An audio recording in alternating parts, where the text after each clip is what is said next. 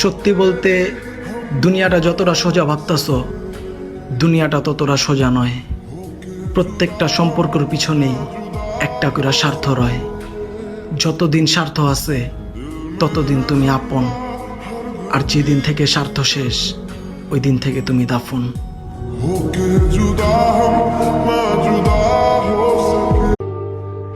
এত আপন মানুষ দিয়ে কি করবো যদি কেউ প্রয়োজন ছাড়া মনেই না করে?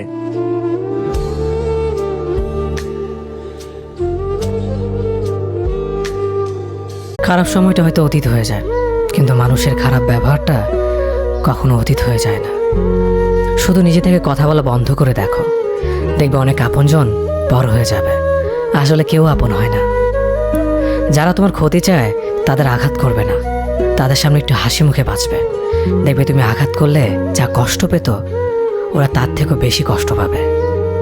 যত মিশবে ততই মানুষ চিনবে, অভিনয় যে কত প্রকার হয় তা বুঝতে পারবে। সবাইকে তোমার সত্যতা জানানোর দরকার নেই, যে যা ভাবে তা নিয়ে সমালোচনা করতে দাও। বেঈমান মানুষগুলো কখনো অপরিচিত মানুষ হয় না, খুব কাছের মানুষগুলোই বেঈমান হয়। মানুষ চেনা শুরু করলে এমনিতেই বন্ধুর সংখ্যা কমে যাবে, এটাই বাস্তব।